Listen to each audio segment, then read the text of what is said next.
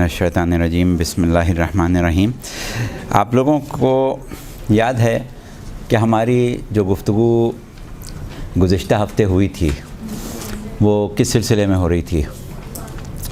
چلیں خیر ہم یاد دلا دیتے ہیں۔ تو بات یہ ہے کہ ہم نے ایک جائزہ پیش کیا تھا تاریخ کا اور قرآن کا اس سلسلے میں کہ اگر کربلا نہ ہوتی، اگر امام حسین کی قربانی نہ ہوتی تو عالم اسلام جو ہے وہ مکمل طور سے تبلیغات پیغمبر اسلام اور حقیقی وہ دین جس کو اللہ نے پسند کیا، جس کے اوپر نعمتوں کو تمام کیا اور جس کو ایک بہترین دین کے طور پر نافذ کیا، اس کا نام و نشان نہ ملتا۔ اور یہ جو کچھ بھی ہے وہ صرف قربانی امام حسین کی بدولت ہے۔ اب اس کو ثابت کرنے کے لیے ہم نے ایک جائزہ پیش کیا تھا اور اس میں ہم نے قرآن کی بہت سی آیتیں پڑھی تھیں جس کے ذیل میں یہ بات واضح ہوئی تھی کہ عالم اسلام میں عہد رسالت میں جتنے لوگ رسول کے گرد تھے ان میں اکثریت کس قسم کے لوگوں کی تھی، یہ ہمیں ثابت کرنا تھا اور اسی کے اوپر ہماری آیت چل رہی تھی، ہماری گفتگو چل رہی تھی اور ہم پہنچ گئے تھے اس مقام پر جہاں ہم نے سورہ فتح کی آیتیں پڑھی تھیں اور صلح حدیبیہ کا موقع بیان کیا تھا۔ ٹھیک ہے، اچھا، صلح حدیبیہ کے لیے ہم نے قرآن سے آیتیں پڑھ دی تھیں، وہ آپ لوگوں کے ذہن میں ہونا چاہیے اور لکھی ہوئی بھی ہوں گی، لیکن ہم نے یہ کہا تھا کہ اب ہم اگلی کلاس میں تاریخ کا جائزہ لیں گے۔ مقصد ہمارا کیا ہوگا؟ تاریخ کا جائزہ لیں، قرآن کی آیتیں پڑھیں۔ ہم صرف یہ ثابت کرنا چاہ رہے ہیں کہ یزید کا زمانہ جس میں اسلام مکمل طور سے سبوتاژ ہو گیا، خود یزید تخت پر بیٹھ کے یہ کہہ رہا ہے کہ بنو ہاشم نے نبوت کا ڈھونگ رچایا تھا، نہ وحی آئی نہ فرشتہ اترا۔ صورتحال یہ ہے کہ ایک ایسا شخص رسول کا نائب بنا بیٹھا ہے کہ جو فاسق و فاجر ہے اور تمام عالم اسلام جو ہے وہ اس کی خلافت پر راضی ہے اور اس طرح راضی ہے کہ اس کو امیر المومنین خلیفۃ المسلمین سمجھ رہا ہے۔ چند لوگ جو اس کے مقابلے پر آ رہے ہیں ان کے علاوہ پورا عالم اسلام اسے قبول کیے ہوئے ہے۔ اب اگر وہ آنے والے نہ آتے تو پورا عالم اسلام وہی ہوتا جو یزید کا دین ہوتا۔ تو کیوں ایسا ہو گیا؟ اچانک تو یہ نہیں ہو سکتا کہ رسول کی وفات کے 50 سال بعد اچانک یہ سب کچھ ہو گیا، یہ نہیں ہو سکتا جب تک کہ اس کا تسلسل پہلے سے نہ چل رہا ہو۔ تو وہ تسلسل جو ہے اس کے اوپر ہماری آپ سے بات چیت ہو رہی تھی اور اس میں ہم پہنچ گئے تھے صلح حدیبیہ تک، اور صلح حدیبیہ میں کیا حالات تھے اس کے اوپر ہم بات کر رہے تھے۔ سورہ فتح کی آیتیں ہم نے پڑھ لی تھیں جس میں ایک مقام پر یہ کہا جا رہا تھا کہ اے رسول، بہت جلد وہ لوگ جو پیچھے رہ گئے آپ سے یہ کہیں گے کہ ہم کو ہمارے اہل و عیال نے اور ہمارے اموال نے مشغول کر دیا تھا، اب آپ ہمیں معاف کر دیں۔ یہاں پر ہماری گفتگو ہو رہی تھی اور اللہ یہ کہہ رہا ہے کہ جو کچھ ان کے دلوں میں ہے وہ زبان سے نہیں کہہ رہے ہیں اور یہ ان کا قول قابل قبول نہیں ہے۔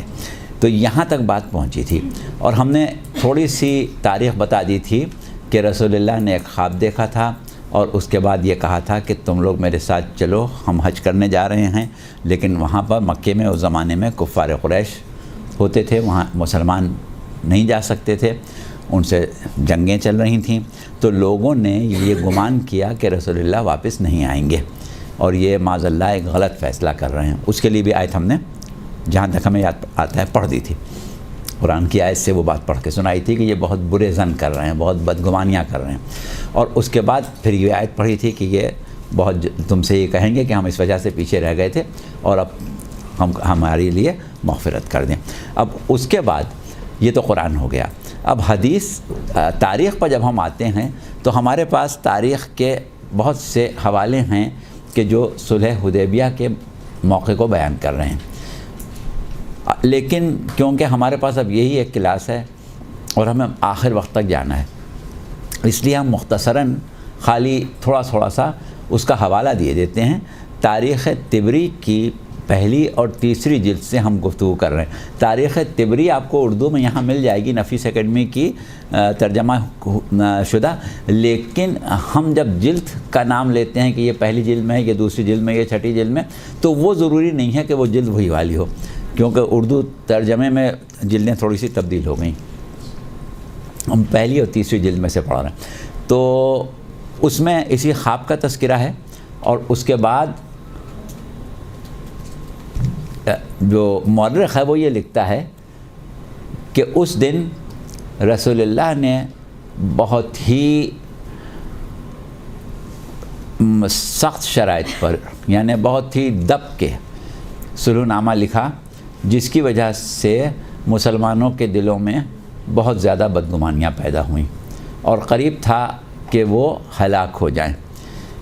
پھر ایک مقام پر وہ لکھتا ہے کہ جب رسول اللہ نے کہا کہ صلح کے بعد کیا ہوا تھا کہ رسول اللہ سے یہ طے ہو گیا تھا کہ اس دفعہ ہم نہیں جائیں گے مکے اور آئندہ کبھی آئیں گے، اس وقت ہم واپس چلے جائیں گے۔ تو جب واپس جانے کی بات ہوئی تھی تو اس وقت باتیں تو بہت سی ہوئی نہیں، ہم سب چھوڑے دے رہے ہیں، کیونکہ یہاں سے ایک شخص گیا بھی تھا، پھر اس کو دیر ہو گئی تھی، پھر لوگوں نے کہا تھا کہ انہوں نے روک لیا ہے، آپ حملہ کریں۔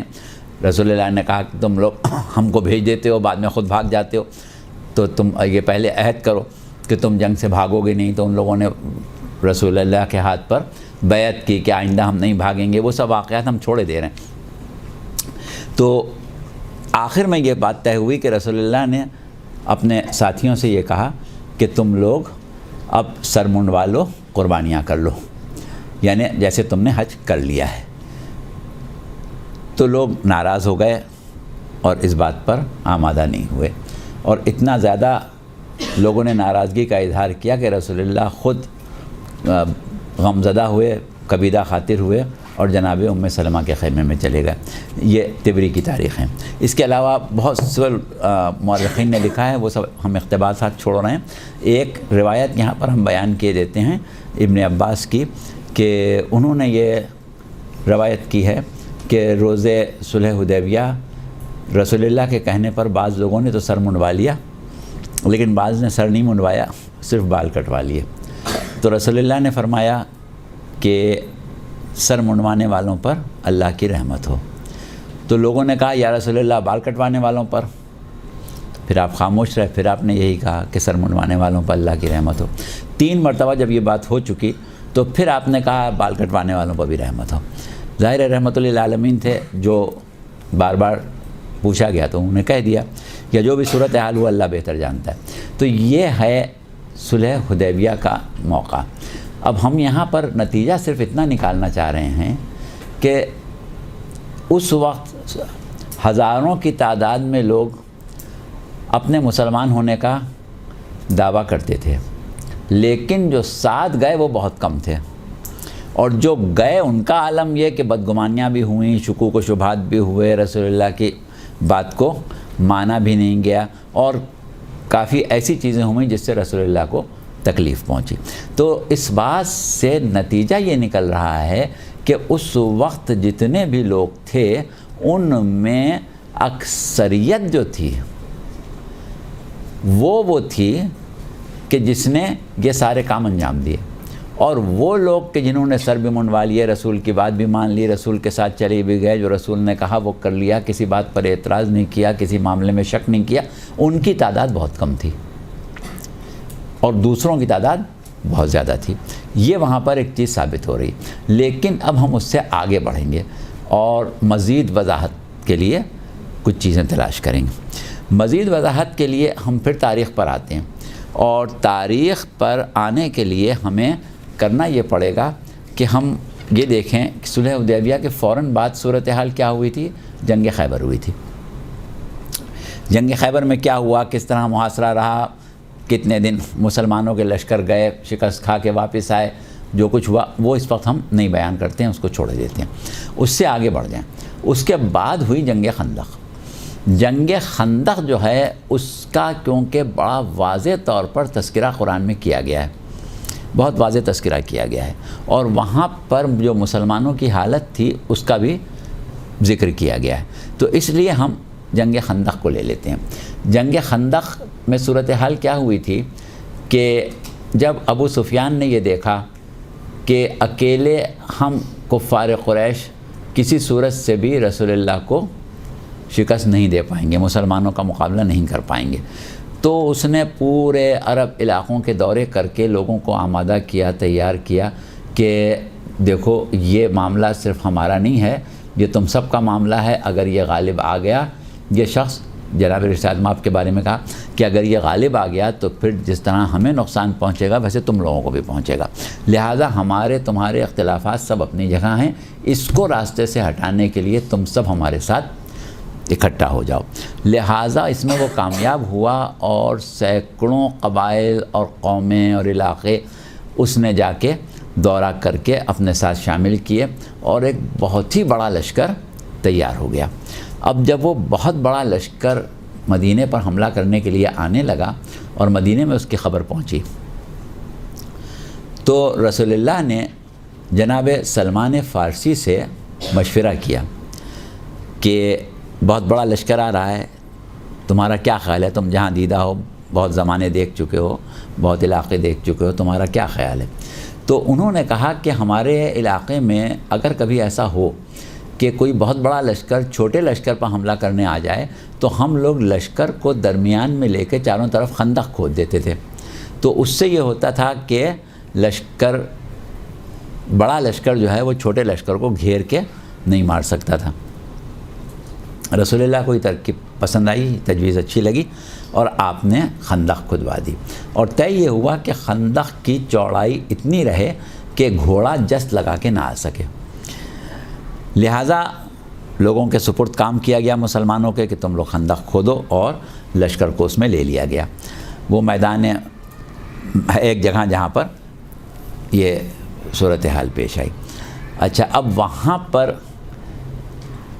خندق کی چوڑائی مکمل طور سے ایسی ہونا چاہیے تھی کہ کوئی جس لگا کے نہ آ سکے گھوڑے سوار۔ بہرحال کسی جگہ پر کم تھی، جان کے کم کی گئی یا کم رہ گئی، یہ ہمارا موضوع نہیں ہے، اور عمرو بن عبدود پھاند کے آ گیا، اور آنے کے بعد اس نے رسول اللہ کے خیمے پر نیزے مارنا شروع کیا، اور کہا مسلمانوں سے مخاطب ہو کے کہ تم لوگوں میں کوئی ایسا ہے جس کو جنت کا شوق ہو تو وہ آئے میرے مقابلے پر، میں اسے جنت پہنچا دوں۔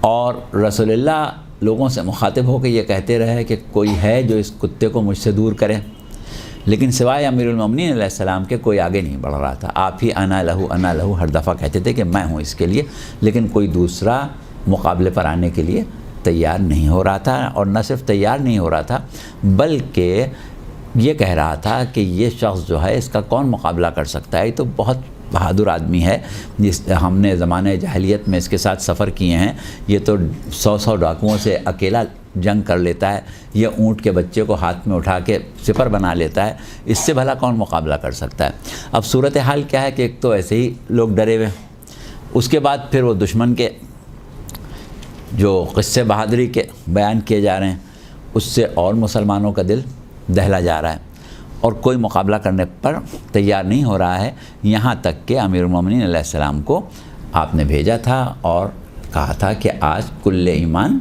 کل کفر کے مقابلے بجا۔ یہ ہے تاریخ۔ اب ہم آتے ہیں قرآن پر کہ قرآن کیا کہتا ہے، اور اسی سے پھر ہم نتائج نکالیں گے۔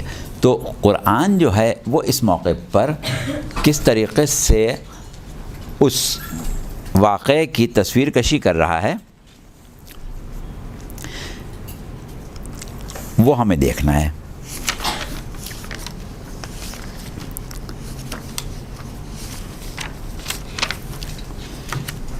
اور آپ کو معلوم ہے کہ وہ آیتیں کہاں ملیں گی آپ کو؟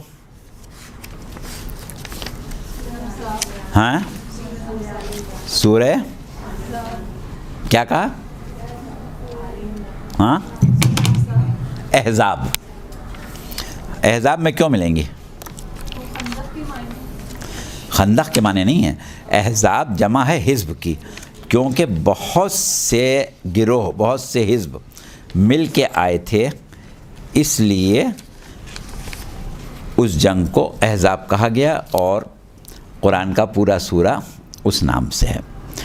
اب ہم ایسا کرتے ہیں کہ اس سورے کی آیات پڑھ کے یہ بتائیں کہ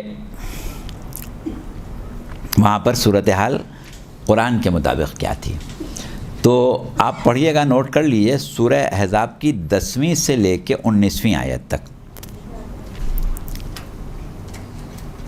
آہستہ آہستہ ہم پڑھتے ہیں آیتیں، باقی آپ جا کے قرآن میں پڑھ لیجیے گا.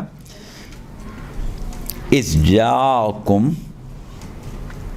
من فوقکم ومن اسفل منکم واذا ذاقت الابصار وبلغت القلوب حناجر وتظنون باللہ الظنون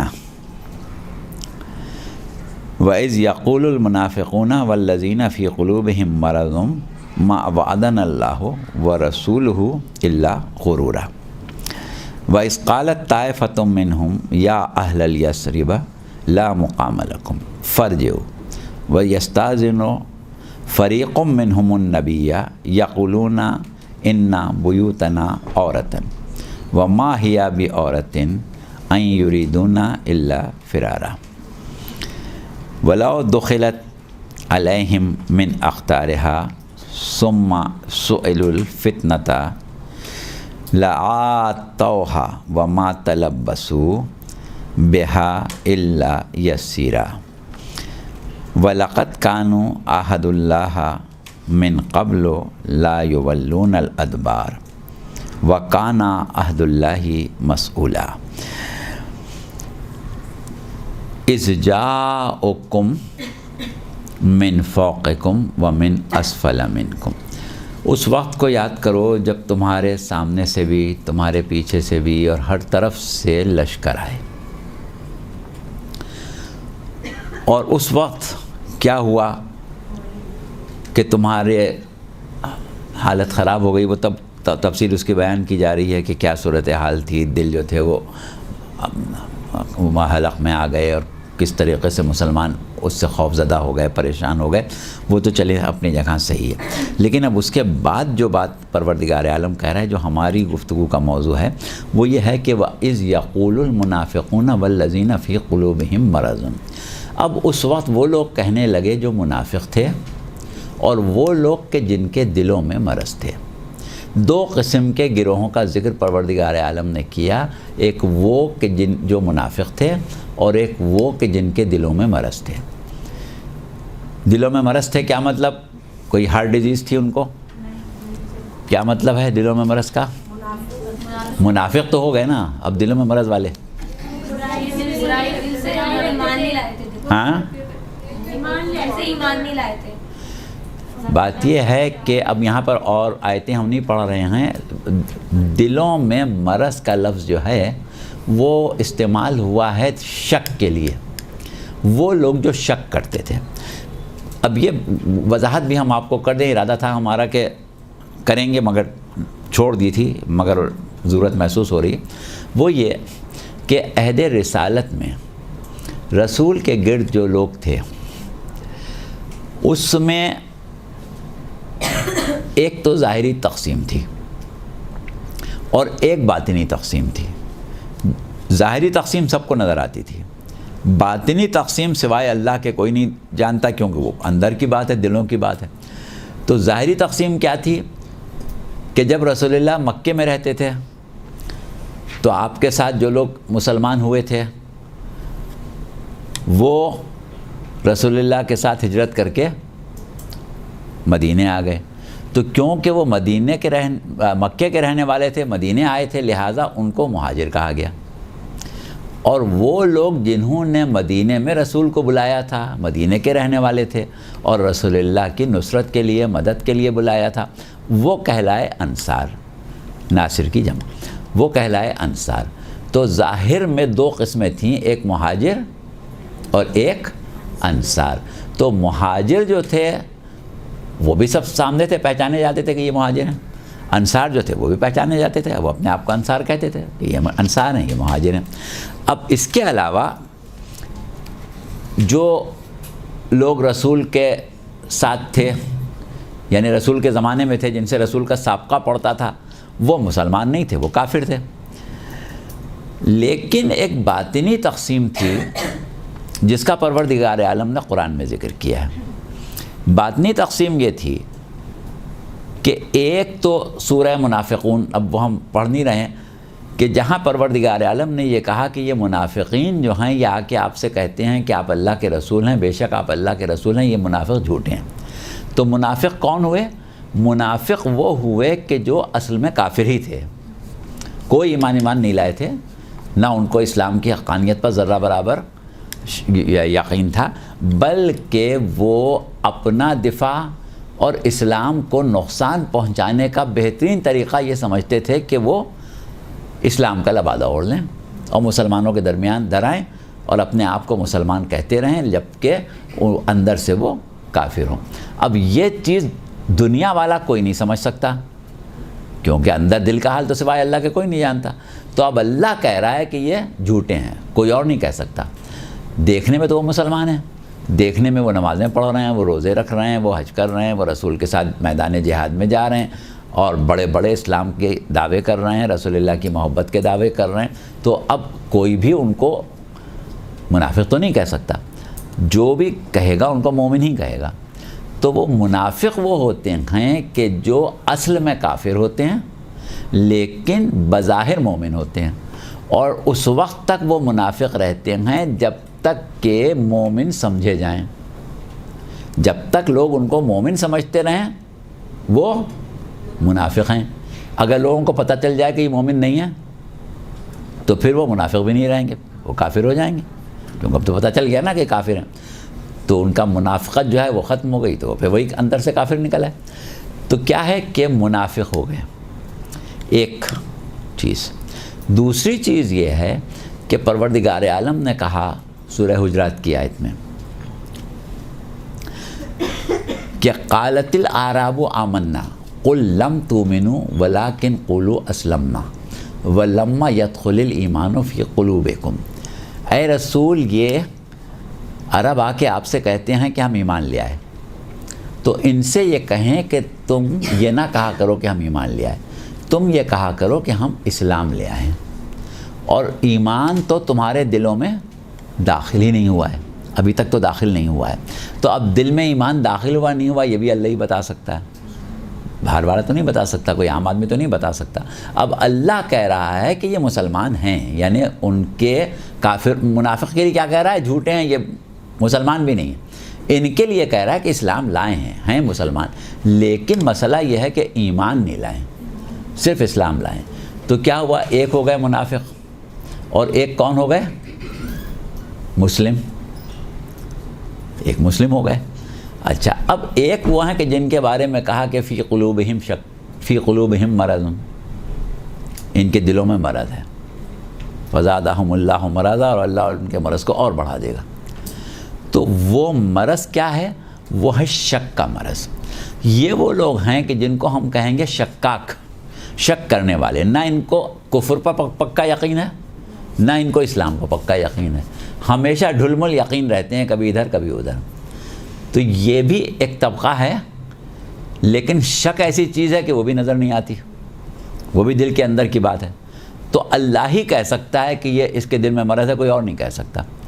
لہٰذا اللہ نے منافقین کے ساتھ مختلف موقعوں پر فی قلوبہم مرض والوں کا ذکر کیا ہے۔ تو ایک گروہ کون سا آ گیا ہے کہ جس کے دلوں میں مرض ہے، شکاک ہیں۔ ایک کون ہے؟ منافق ہیں۔ ایک مسلم ہیں، ایک شکاک ہیں۔ اب اس کے بعد ایک گروہ اور ہے، وہ کون ہے؟ انما المؤمنون الذین آمنوا باللہ ورسولہ ثم لم یرتابوا، صرف وہ مومن ہیں کہ جو ایمان لائے اللہ پر، اس کے رسول پر، اور پھر انہیں کبھی شک نہیں ہوا۔ تو کچھ لوگ وہ ہیں جن کے بارے میں اللہ کہہ رہا ہے کہ یہ ایمان بھی لائے ہیں، اللہ پر بھی ایمان لائے ہیں، رسول پر بھی لائے ہیں، یعنی ان کے ایمان کی گواہی خود اللہ دے رہا ہے، اور یہ بھی بتا رہا ہے کہ ان کے دلوں میں کبھی شک نہیں آیا، وہ ہیں مومن۔ تو کتنے قسم کے لوگ ہو گئے؟ منافق ہو گئے، مسلم ہو گئے، شکاک ہو گئے، مومن ہو گئے۔ اب ہمیں جائزہ یہ لینا ہے کہ اس میں اکثریت کس کی ہے۔ اب جس کی بھی ہو، یہ ہمیں آگے جا کے جائزہ لینا ہے کہ اکثریت کس کی ہے، کیونکہ اگر ہمیں یہ پتہ چل جائے کہ اکثریت کس کی ہے تو پھر ہم اندازہ لگا سکتے ہیں کہ جو فیصلے اکثریت نے کیے اس کی کیا حیثیت ہے، اکثریت نے جو فیصلے کیے اس کی کیا حیثیت ہے۔ ٹھیک ہے، اچھا، تو اب یہاں پر پروردگار عالم کیا کہہ رہا ہے کہ وَإِذْ يَقُولُ الْمُنَافِقُونَ وَالَّذِينَ فِي قُلُوبِهِمْ مَرَضٌ، وہ لوگ کہ جو منافق تھے اور جن کے دلوں میں مرض تھے۔ کہاں تھے وہ لوگ؟ لشکر رسول میں تھے، کہیں باہر تو نہیں تھے نا، کافروں کے ساتھ تو نہیں تھے نا۔ وہ کیا کہنے لگے کہ ما وعدنا اللہ ورسولہ الا غرورا، جو ہم سے وعدہ اللہ اور اس کے رسول نے کیا تھا وہ سوائے دھوکے کے کچھ نہیں تھا۔ جو وعدہ اللہ اور اس کے رسول نے کیا تھا وہ دھوکہ تھا، کچھ نہیں تھا سوائے دھوکے کے۔ اللہ نے اور رسول نے ہم کو دھوکہ دیا تھا، لا کے یہاں پھنسا دیا۔ کس مصیبت میں لا کے ہمیں پھنسایا ہے؟ اللہ نے بھی اور رسول نے بھی۔ کون کہہ رہا ہے؟ منافق کہہ رہے ہیں اور شکاک کہہ رہے ہیں۔ اب اس کے بعد دو گروہوں کا ذکر ہو گیا، اب آگے بڑھیں۔ وَإِذْ قَالَتْ طَائِفَةٌ مِّنْهُمْ یا اہل الیثرب یا اہل الیثرب لا مقام لکم، اور ایک گروہ اور تھا، وَإِذْ طَائِفَةٌ، طائفہ کہتے ہیں گروہ کو، اور ایک گروہ اور تھا وہاں پر، وہ یہ لوگوں سے کہہ رہا تھا کہ اے مدینے والوں اب تمہارے لیے کوئی جگہ نہیں رہی، فرجعوا، چلو پلٹ چلو، جو ہوگا محمد خود دیکھیں گے، ہمیں تو بھاگ چلو، ہم لوگ نکلتے ہیں۔ ایک گروہ وہ بھی تھا جو یہ کہہ رہا تھا۔ اچھا، اس کے بعد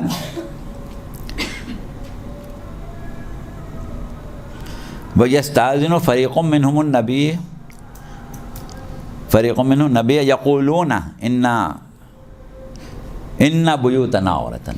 اچھا، ایک گروہ اور تھا، وہ رسول اللہ کی طرف کے گرد جمع ہو گئے اور کہنے لگے یا رسول اللہ ہمارے گھر محفوظ نہیں ہیں، ہمیں تو جانے دیں، ہمارے گھر محفوظ نہیں ہیں، ہمیں جانے دیں۔ رسول اللہ سے اجازت مانگنے لگے۔ کس وقت اجازت مانگ رہے ہیں؟ رسول گھرے میں، دشمن میں بڑا لشکر گھیرے ہوئے ہے، دشمن جو جان کا ہے وہ کود کے آ گیا ہے، رسول کے خیمے پر نیزے مار رہا ہے، رسول کہہ رہے ہیں مجھے اس کتے سے مجھے نجات دلاؤ، اور وہ کیا کہہ رہے ہیں رسول سے؟ یا رسول اللہ ہمیں تو جانے دیں، ہمارے گھر غیر محفوظ ہیں۔ اب اس وقت ان کو اپنے گھر یاد آ رہے ہیں، تو کیا سچ بول رہے تھے وہ؟ واقعی میں ان کے گھر میں غیر محفوظ تھے؟ یہ تو اللہ ہی بتا سکتا ہے کہ سچ بول، اللہ دل کا حال جانتا ہے۔ اب اللہ کہہ رہے وَمَا هِيَ بِعَوْرَةٍ إِن يُرِيدُونَ إِلَّا فِرَارًا، ارے کوئی غیر محفوظ محفوظ نہیں ہے، بھاگنا چاہ رہے ہیں، تو کچھ نہیں ہے، یہ صرف بھاگنے کے چکر میں ہیں، یہ لوگ تو بھاگنے کے چکر میں ہیں اور کچھ نہیں۔ وَلَوْ دُخِلَتْ عَلَيْهِم مِّنْ أَقْطَارِهَا ثُمَّ سُئِلُوا الْفِتْنَةَ لَأَتَوْهَا وَمَا تَلَبَّثُوا بِهَا إِلَّا يَسِيرًا۔ یہ لوگ وہ ہیں کہ اگر ان سے فتنہ برپا کرنے کو کہا جائے تو یہ انتظار نہیں کریں گے، ذرا سی دیر میں تھوڑا سا وقت لگے گا ان کو اور یہ فتنے برپا کر دیں گے۔ لَقَدْ كَانُوا عَهْدُ اللَّهِ مِن قَبْلُ لَا يُوَلُّونَ الْأَدْبَارَ وَكَانَ عَهْدُ اللَّهِ مَسْئُولًا۔ یہ وہ لوگ ہیں جن سے پہلے بھی یہ عہد لیا جا چکا تھا کہ جب جنگ کا موقع آئے گا تو تم پیٹ نہیں دکھاؤ گے، یہ عہد کر چکے ہیں اللہ سے، اور اللہ کا عہد تو پوچھا جائے گا۔ تو اس کا مطلب یہ کہ یہاں پر یہ اشارہ ہو رہا ہے پیچھے کسی زمانے میں جب ان سے عہد لیا گیا ہو، وہ ہے صلح حدیبیہ کا موقع، جس کو بتا دیے جب عہد لیا گیا تھا کہ اب ہم نہیں بھاگیں گے، اب نہیں بھاگیں گے، اور پھر اب یہ بھاگنے کے چکر میں ہیں۔ تو اللہ کہہ رہا ہے کہ یہ تو بھاگنے کے چکر میں ہیں، حالانکہ یہ عہد کر چکے ہیں اللہ سے کہ ہم نہیں بھاگیں گے، لیکن اس کے باوجود یہ بھاگنا چاہتے ہیں۔ تو اب کیا ہوا کہ کتنے گروہ ہو گئے، کتنا لشکر تھا رسول کا، اس میں کتنے کیسے کیسے لوگ نکل آئے۔ اب ان سب کے بعد سورہ احزاب کی ہی، ابھی ہم 19ویں آیت تک آئے تھے نا، اب 20ویں 21ویں چھوڑ دیں، 22ویں آیت اور 23ویں آیت میں پھر اللہ نے ایک اور گروہ کا تذکرہ کیا، اور وہ کیا ہے؟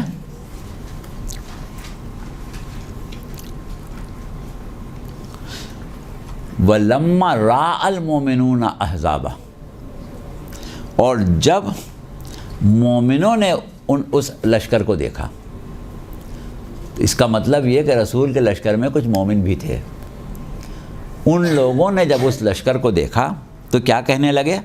قالوا ھذا ما وعدنا اللہ ورسولہ وصدق اللہ ورسولہ، وہ کہنے لگے رہے یہی تو وقت ہے جس کا وعدہ اللہ اور اس کے رسول نے ہم سے کیا تھا۔ اب دیکھیے، کسی اللہ نے منافقوں سے اور شکاک سے بھی ظاہر ہے وہی وعدہ کیا ہوگا، لیکن وہ کیا کہہ رہے ہیں کہ اللہ اور رسول نے ہمیں دھوکہ دیا، اور یہ مومن کہہ رہے ہیں کہ یہی وہ دن تھا جس کا وعدہ اللہ اور اس کے رسول نے کیا تھا۔ اور اس کے بعد پروردگار عالم ان کا ذکر کر رہا ہے کہ وَمَا زَادَهُمُ اللَّهُ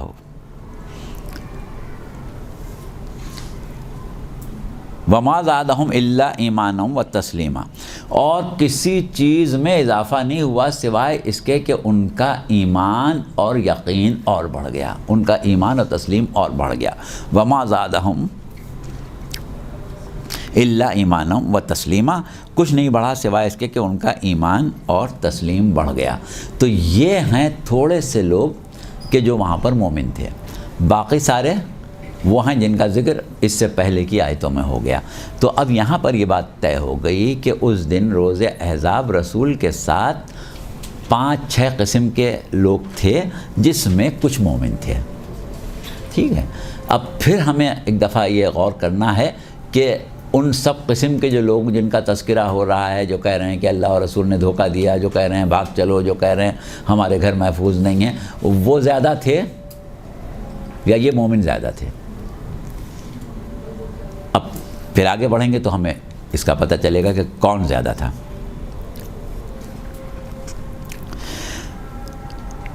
اب ایک آیت اس کے آگے والی جو ہے وہ ابھی ہم نہیں پڑھ رہے ہیں، وہ انشاءاللہ ابھی تھوڑی دیر بعد پڑھیں گے۔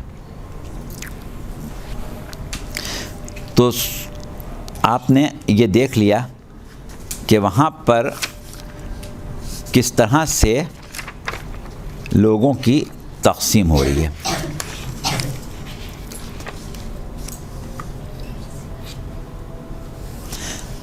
تو اب ہم صلح حدیبیہ سے آگے بڑھ گئے اور ہم آ گئے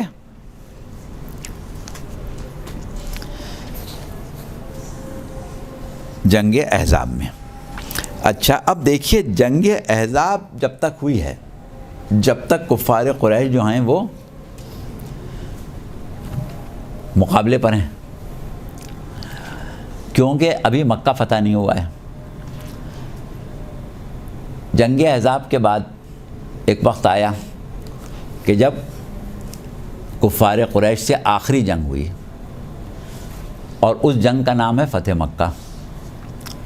اب وہ لوگ جو ابھی رسول سے احد میں بھی لڑ کے گئے، بدر میں بھی لڑ کے گئے، احزاب میں بھی لڑ کے گئے، اور رسول اللہ کو آنے بھی نہیں دیا مکے، اب ان سے آخری مرتبہ ایک جنگ فیصلہ کن ہو رہی ہے، فتح مکہ۔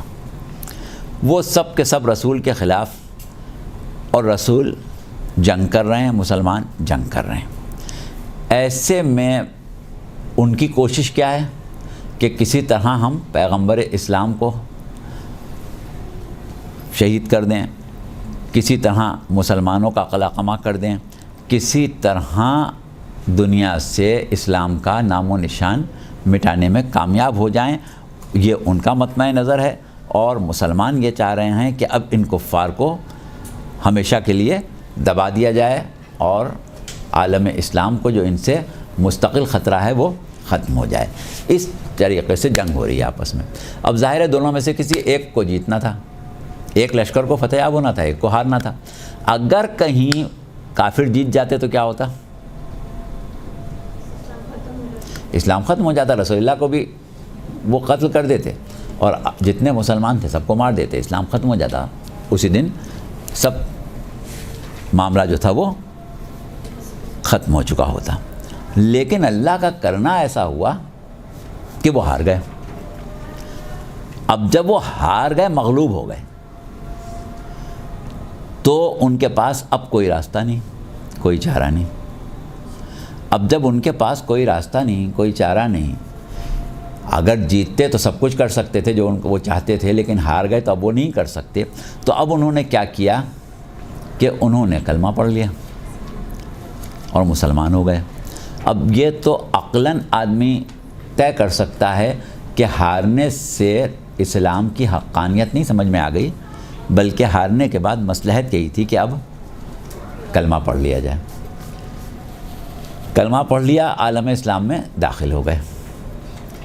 اب جب عالم اسلام میں داخل ہو گئے تو جنگ کے قوانین کے تحت اگر دو لشکر آپس میں لڑیں تو جو لشکر جیت جائے اس لشکر کا سردار جو ہے اس کے وہ سب غلام ہو جائیں گے جو ہارے ہوئے لشکر والے ہیں، وہ سب غلام ہو جاتے ہیں. لہٰذا یہ سب کفار قریش اب رسول اللہ کے غلام ہو گئے.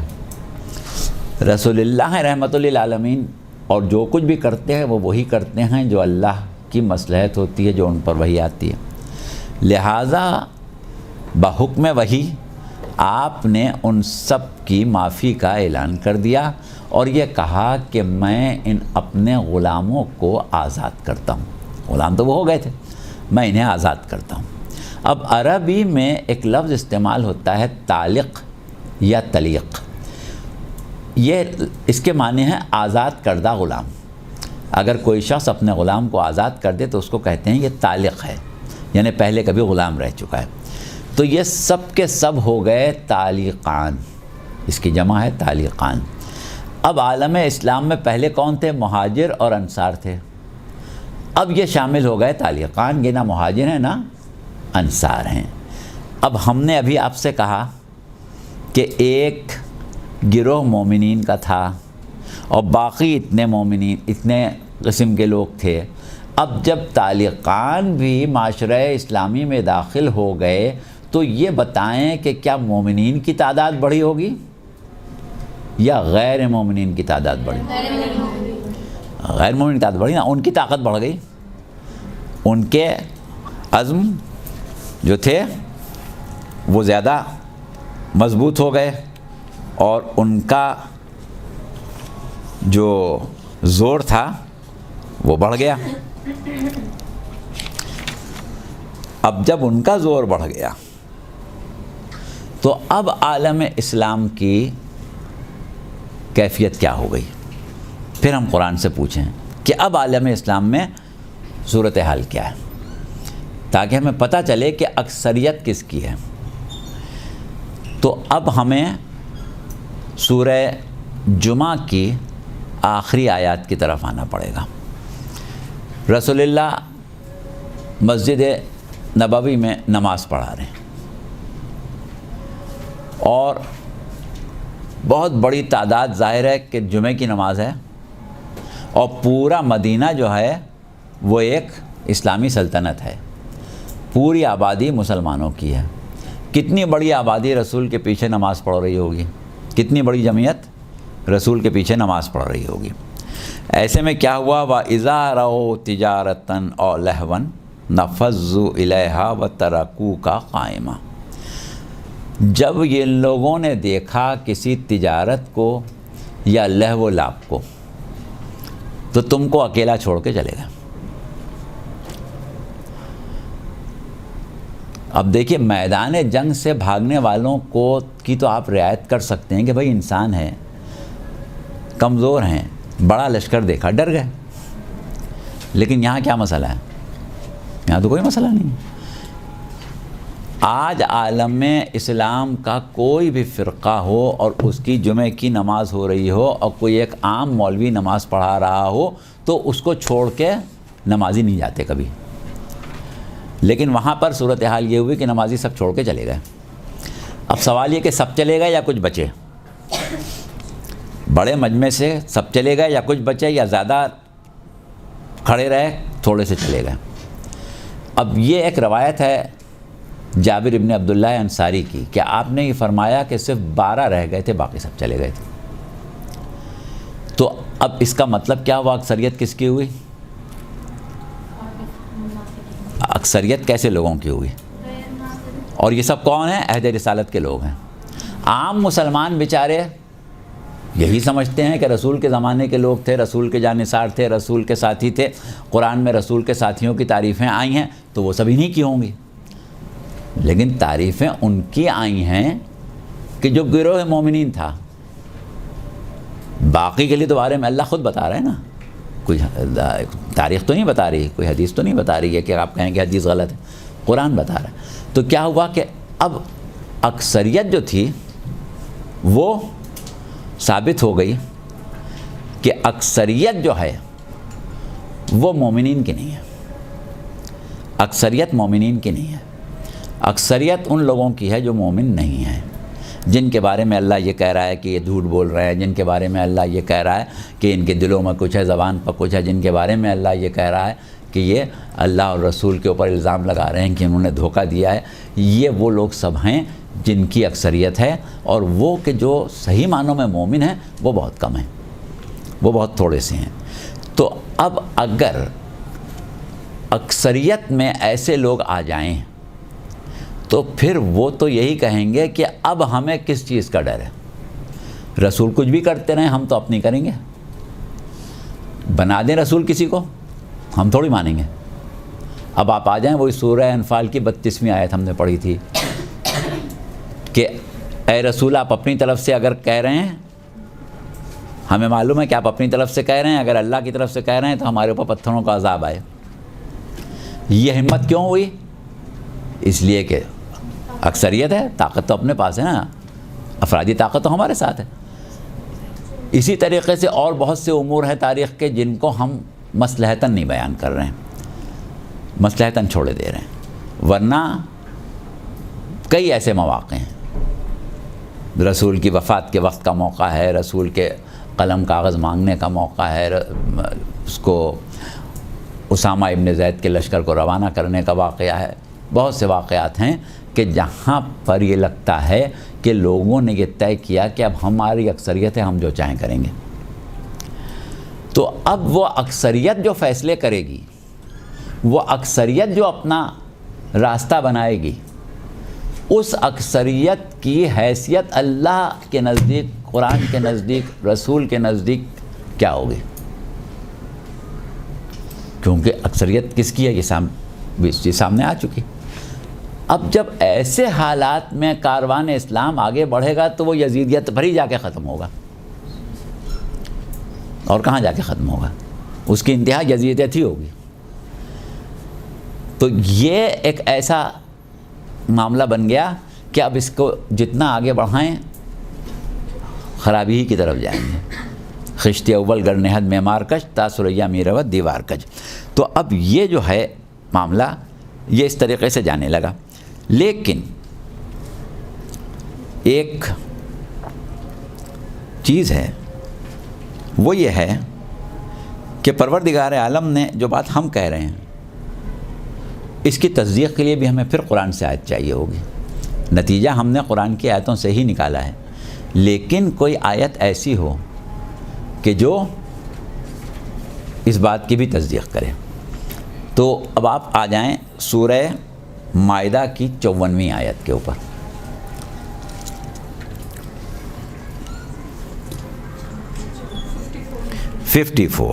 یا ایھا الذین آمنوا من یرتد منکم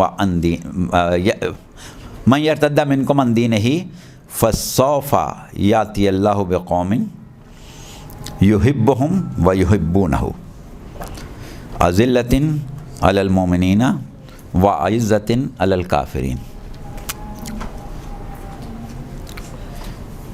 یجاہدون فی سبیل اللہ ولا یخافون لومۃ لائم ذالک فضل اللہ یؤتیہ من یشاء واللہ واسع علیم۔ اے صاحبان ایمان، اے وہ لوگ جو ایمان لے آئے۔ دیکھیے یہاں پر اللہ مخاطب کر رہا ہے کس کو؟ صاحبان ایمان کو۔ ہم اس دن آپ سے ایک بات کہہ رہے تھے کہ قرآن کی کہ وہ سورے جو شروع میں نازل ہوئے تو اس میں آیتیں چھوٹی چھوٹی تھیں، جو بعد میں نازل ہوئے اس میں آیتیں بڑی بڑی ہو گئیں۔ ایک چیز اور آپ اپنے ذہن میں رکھیں کہ قرآن کے 86 سورے جو ہجرت سے پہلے کے ہیں اور 28 سورے جو ہجرت کے بعد کے ہیں، یعنی مدینے کے ہیں۔ تو مدینے میں جتنے سورے نازل ہوئے ہیں یعنی 28 سورے، اس میں ایک خطاب ملتا ہے یا ایھا الذین آمنوا، اے وہ لوگ جو ایمان لے آئے۔ کیوں؟ اس لیے کہ مدینے میں جتنے لوگ رہتے ہیں وہ دعوے دار ہیں ایمان کے، تو اللہ ان کے دعوے کا پاس کرتا ہے، ان کے دعوے کا پاس کرتا ہے اور ان کو یا ایھا الذین آمنوا کہہ کے خطاب کرتا ہے۔ مکے کے کسی سورے میں 86 سوروں میں سے کہیں آپ کو یا ایھا الذین آمنوا نہیں ملے گا۔ جس سورے میں یا ایھا الذین آمنوا آئے سمجھ لیں کہ یہ مدنی سورہ ہے۔ تو وہ اللہ مخاطب ہو رہا ہے۔ مدینے میں صاحبان ایمان سے ہی گفتگو ہوتی تھی، مدینے میں سامنے کافر نہیں ہو رہے ہیں۔ تو کہا کہ یا ایھا الذین آمنوا من یرتد منکم عن دینہ، اے صاحبان ایمان اگر تم میں سے، تم لوگوں میں سے جو اپنے دین سے پلٹ جائے گا۔ اب دیکھیے صاحبان ایمان اپنے دین سے کیسے پلٹ سکتے ہیں؟ ان کی تو پیروی میں نجات ہے، یہ پلٹیں گے تو جو نجات پیروی کرنے والا ہے وہ کہاں جائے گا؟ لیکن ہیں ایسے، اور اللہ ان سے یہ کہہ رہا ہے کہ اگر تم لوگ پلٹ گئے تو اللہ ایک قوم کو لے آئے گا، فیاتی اللہ بقوم، اللہ ایک قوم کو لے آئے گا، اور وہ قوم جو ہے وہ ہوگی جو اللہ سے محبت کرتی ہوگی اور اللہ اس سے محبت کرتا ہوگا۔ وہ مومنین کے لیے نرم ہوں گے، عزت کرنے والے ہوں گے، کافروں کے اوپر سخت ہوں گے، اور اللہ کی راہ میں جہاد کرنے والی قوم ہوگی، اور ملامت کرنے والوں کی ملامت کا ان کے اوپر اثر نہیں ہوگا۔ اور یہ تو اللہ کا فضل ہے، جسے چاہتا ہے عطا کرتا ہے، اور اللہ جو ہے بہت بڑا عطا کرنے والا، بڑا وسیع عطا کرنے والا، اور بڑا علم رکھنے والا ہے، بہت زبردست علم رکھنے والا ہے۔ تو کیا ہوا کہ یہ لوگ اگر دین سے پھر جائیں، کون لوگ؟ یا ایھا الذین آمنوا جو رسول کے سامنے ہیں، اگر یہ دین سے پھر جائیں تو اللہ ایک ایسی قوم لے آئے گا، اللہ ایک ایسی قوم لے آئے گا۔ تو اب ان جتنے اس قوم کے بارے میں بیان کیا جا رہا ہے کہ وہ اللہ اور رسول سے محبت کرتے ہوں گے، اللہ اور رسول ان سے محبت کرتا ہوگا، وہ مومنوں کے لیے نرم دل ہوں گے، وہ کافروں سے سخت ہوں گے، وہ اللہ کی راہ میں جہاد کریں گے، ان کے اوپر ملامت کرنے والوں کی ملامت اثر نہیں کرے گی۔ یہ ساری باتیں جو خبریں اللہ دے رہا ہے، یہ کن کے بارے میں دے رہا ہے؟ ان مسلمانوں کے بارے میں جو عہد رسالت کے بعد آئیں گے۔ اس زمانے کے لوگ نہیں ہیں، یہ بعد والے لوگ ہیں۔ تو اب یہ جو تصور ہے کہ جو لوگ عہد رسالت میں تھے ان سے اچھے پیدا ہی نہیں ہو سکتے، یہ قرآن کی آیت اس کی نفی کر رہی ہے کہ نہیں، ایسا نہیں ہے، بعد والے اس سے اچھے آ سکتے ہیں۔ تو وہ لوگ جو بعد میں آئیں گے وہ ایسے ہوں گے۔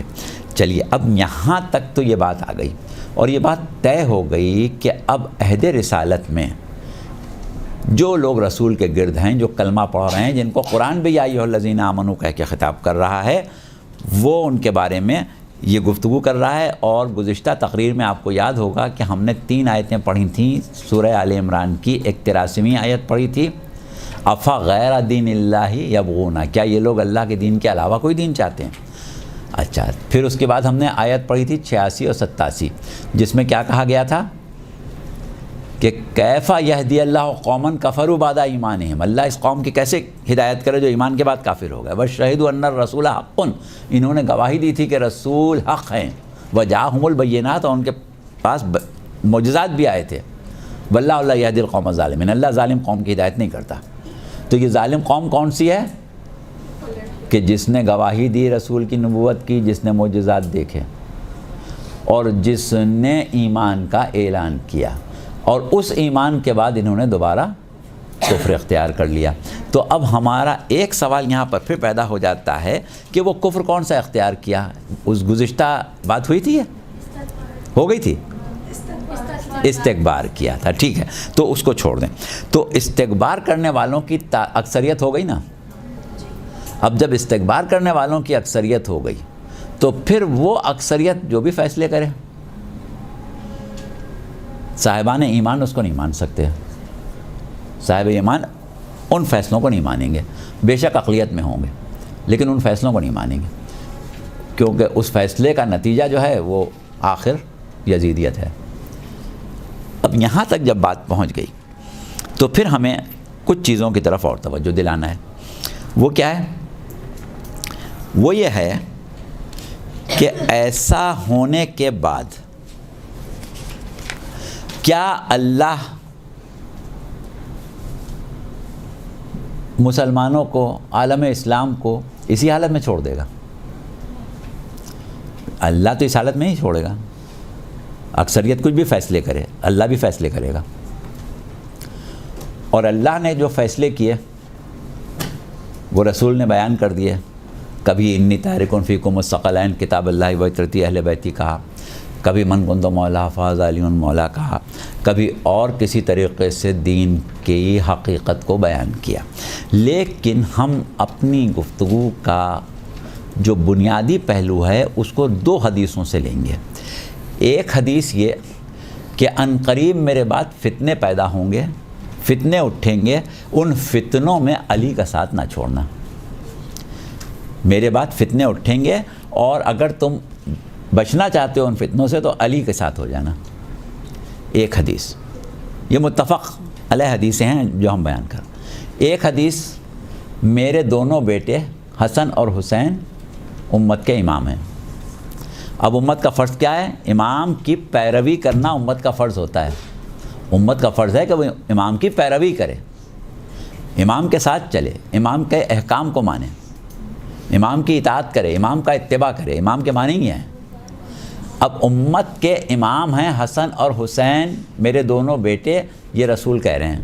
کس سے کہہ رہے ہیں؟ امت سے کہہ رہے ہیں.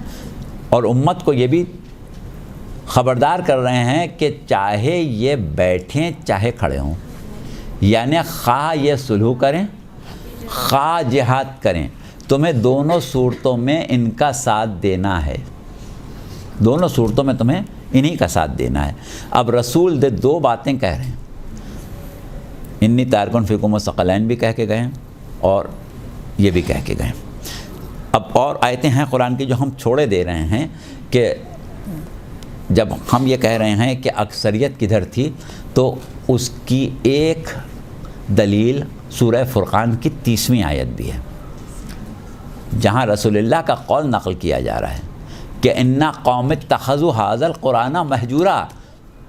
پروردگار میری اس قوم نے تو قرآن کو چھوڑ ہی دیا، مکمل طور سے چھوڑ دیا. میری قوم نے قرآن کو چھوڑ دیا. اگر 2 4 5 10 نے چھوڑا ہوتا، اقلیت نے چھوڑا ہوتا تو رسول پوری قوم کے بارے میں بات نہیں کرتے. یہ اکثریت چھوڑے گی جبھی یہ کہیں گے، اقلیت کے چھوڑنے پر نہیں کہیں گے. چلیے یہ بھی ہو گیا. اب آئیے یہ جو بات کہیے، اب قرآن رسول کی اس حدیث کا جو رد عمل عالم اسلام پر ہوا اس کا ذکر کر رہا ہے. پھر آپ آیت نوٹ کریں، سورہ نساء اور آیت کا نشان 77، آپ کی زبان میں 77.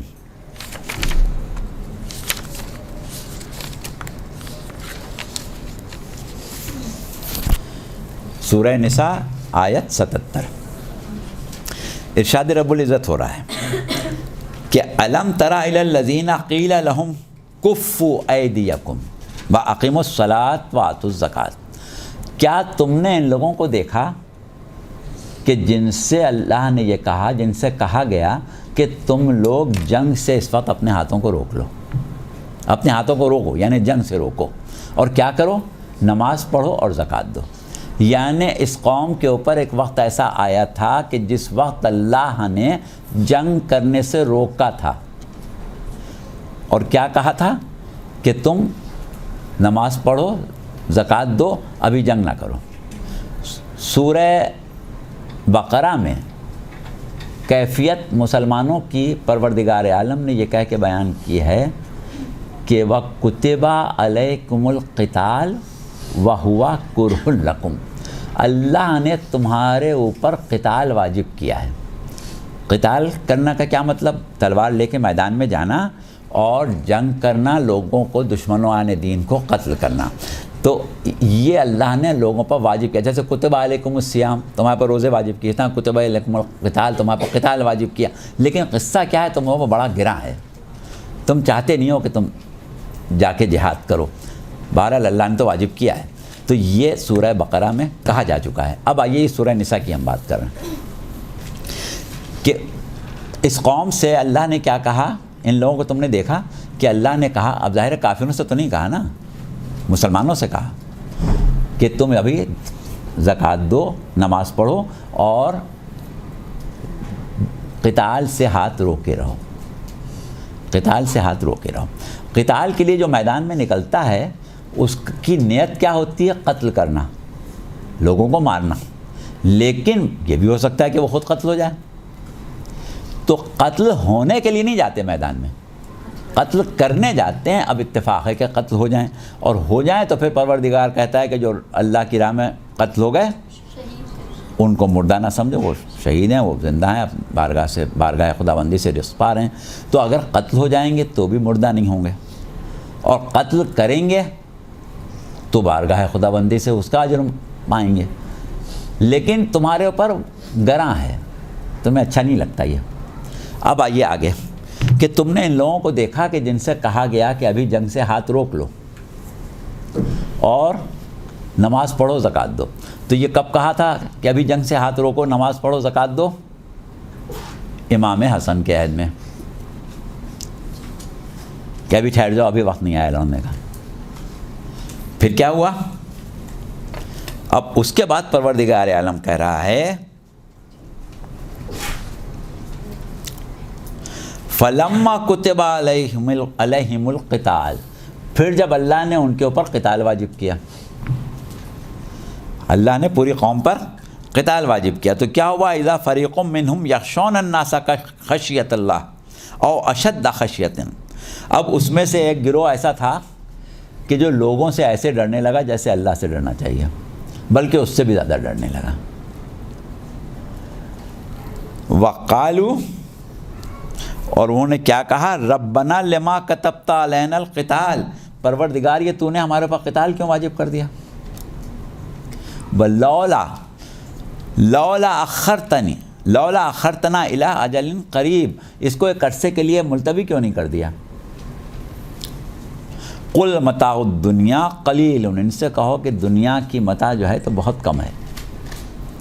والآخرۃ خیر لمن اتقی، تقوی کرنے والوں کے لیے، اللہ سے ڈرنے والوں کے لیے جو آخرت ہے وہ اس سے بہت بہتر ہے۔ ولا تظلمون فتیلا، اور اس دن تمہارے اوپر کوئی ظلم نہیں کیا جائے گا۔ تو اب کیا ہوا کہ ایک زمانہ وہ آیا جس میں کہا گیا کہ ابھی ٹھہر جاؤ، جنگ نہیں کرو۔ اس کے بعد جب نفاق اور ارتداد اپنی حد کو پہنچ گیا تو اب ضرورت اس بات کی پیش آئی کہ اب ان کے خلاف قتال کیا جائے۔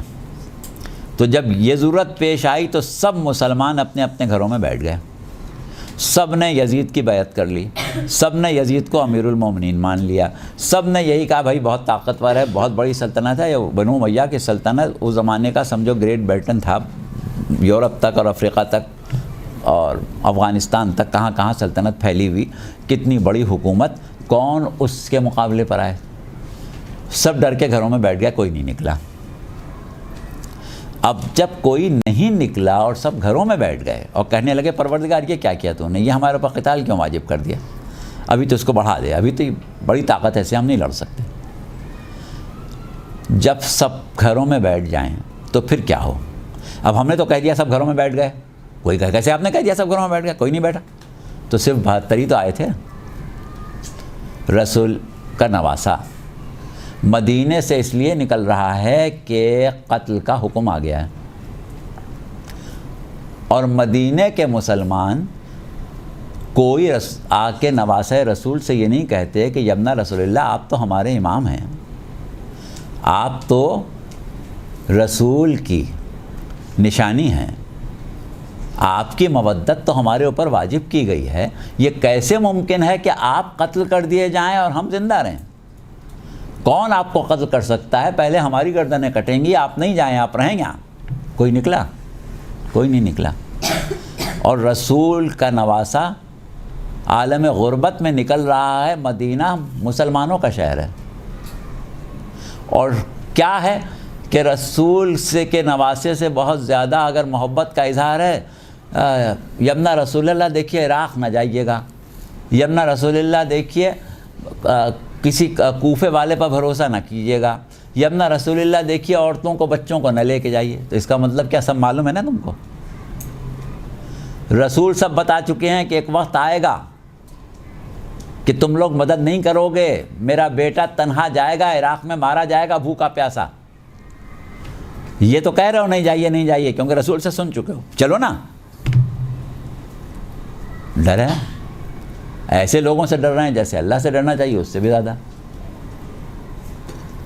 یخشون الناس کا خشیت اللہ۔ اب ایسے میں اللہ کیا کرے؟ اب اللہ کیا کرے کہ اس عالم اسلام کے ضمیر جھنجھوڑ دیے جائیں، اور زمانے میں ایسا انقلاب آ جائے کہ رہتی دنیا تک لوگ یہ ماننے پر تیار ہو جائیں کہ حقیقی اسلام وہ تھا جو حسین لے کے آئے تھے، اور اسلام دنیا میں باقی رہ جائے، اصل پیغام محمد دنیا میں باقی رہ جائے۔ اس کے لیے اب اللہ کیا کرے؟ تو اب آئیے آپ سورہ آل عمران، دوبارہ سورہ آل عمران پہ آ جائیے، اور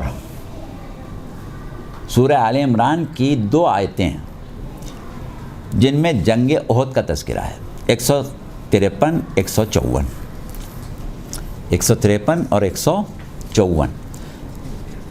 153 میں وہ نقشہ کھینچا گیا ہے جنگ احد کا کہ کس طریقے سے مسلمان پریشان ہو کے رسول اللہ کو چھوڑ کے فرار اختیار کر گئے، رسول پکار رہے ہیں، لوگ پلٹ کے نہیں دیکھ رہے ہیں، وہ سب پورا ذکر ہے۔ اس کے بعد پھر اور باتیں ہیں، اس کے بعد پھر 154ویں آیت میں اس وقت کا تذکرہ ہے، اور اس کے بعد آخر میں ایک جملہ ہے، اور وہ جملہ یہ ہے کہ قُلْ لَوْ كُنْتُمْ فِي بُيُوتِكُمْ لَبَرَزَ الَّذِينَ كُتِبَ عَلَيْهِمُ الْقَتْلُ إِلَى مَضَاجِعِهِمْ، کہ اے رسول آپ ان سے کہہ دیں کہ اگر تم لوگ اپنے گھروں میں بیٹھ جاؤ، ہم ابھی کہا نا کہ سب گھروں میں بیٹھ گئے، اے رسول آپ ان سے کہیے کہ اگر تم سب گھروں میں بیٹھ جاؤ، تو کچھ لوگ ہیں جن کے اوپر قتل ہونا واجب ہو گیا، قتال نہیں واجب ہوا، ایک ہے قتل کرنا نہیں واجب ہوا، قتل ہونا واجب ہو گیا۔ کچھ لوگ ہیں جن پر ہم نے قتل ہونا واجب کر دیا، وہ اپنے گھروں سے نکلیں گے اور خود اپنی قتل گاہ میں آ جائیں گے، وہ سب نکلیں گے گھروں سے اور اپنی قتل گاہ میں آ جائیں گے، تو قتل ہونا ان پر واجب ہے، قتل گاہ میں آ کے کیا ہوں گے؟ قتل ہو جائیں گے۔ تو اب اللہ نے ایک محضر شہادت تیار کیا کچھ منتخب روزگار افراد کا، اور اس کی قیادت سید الشہداء امام حسین علیہ السلام کو دی، اور کہا کہ اب تم سب کو قتل ہونا ہے، اب قتال نہیں ہے، اب قتل ہے۔ کربلا کا قتال جو تھا وہ مقصد نہیں تھا، وہ صرف اللہ کی شریعت کے مطابق اپنی حفاظت، اپنی جان کی حفاظت تھی۔ جب گھر سے نکلتے تھے تو یہ سوچ کے نہیں نکلتے تھے کہ واپس آئیں گے، جب رخصت ہوتے تھے تو مرنے کے لیے جاتے تھے۔ یہ بات طے ہو گئی تھی کہ اب جو جا رہا ہے وہ قتل ہونے کے لیے جا رہا ہے. اور کربلا کی تاریخ کے علاوہ عالم انسانیت میں ایسا کوئی موقع ملتا ہی نہیں کہ جو میدان میں جائے وہ قتل ہی ہونے جائے, قتل ہونے کے علاوہ نہ جائے.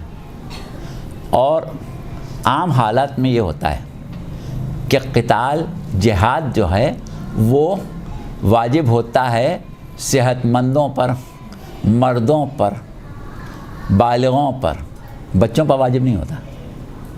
لیکن جب ایک ایسا محضر بن گیا جس میں قتل ہونا واجب ہے تو اس میں بچے بھی ہیں, اس میں شیرخوار بھی ہیں, اس میں کمسن بھی ہیں, اس میں بوڑھے بھی ہیں. وہ بوڑھے کہ جو اب عمر کے اس حصے کو پہنچ گئے کہ اب جہاد ان پر واجب نہیں ہوتا. اگر شرعی جہاد ہوتا تو واجب نہیں ہوتا. یہ ایک خاص جہاد ہے جس میں قتل ہونا واجب, صرف قتل ہونا واجب ہے. اور اس قتل کو تشہیر کے لیے ایک محضر اور بنا کہ جس میں کچھ لوگوں کا انتخاب ہوا جن پر اسیر ہونا واجب. اس میں بچیاں بھی ہیں, اس میں بچے بھی. اور شب عاشور جس وقت ایک بچہ جو ماں کے ساتھ محمل میں بیٹھ کے آیا تھا, ابھی اس نے نہ زندگی میں جنگ دیکھی تھی کبھی اور نہ جنگ کے قابل ہوا تھا, وہ پوچھ رہا ہے کہ چچا کیا محضر شہادت میں میرا نام ہے؟ کیونکہ اس محضر شہادت کا راز اللہ جانتا ہے یا حجت خدا جانتی ہے. اس میں میرا نام ہے. تو امام نے اس سے شاید یہ سمجھ لیا کہ اس کو یہ پریشانی ہے کہ میں تو بہت چھوٹا ہوں, ایسا نہ ہو کہ مجھے میدان میں نہ بھیجا جائے. تو دلاسا دلانے کے لیے کہا کہ 6 مہینے کے بچے کا بھی نام ہے. یہ نہ سوچو کہ تم چھوٹے ہو تمہارا نام نہیں, اس میں تو تمہارے 6 مہینے کے بھائی کا بھی نام ہے.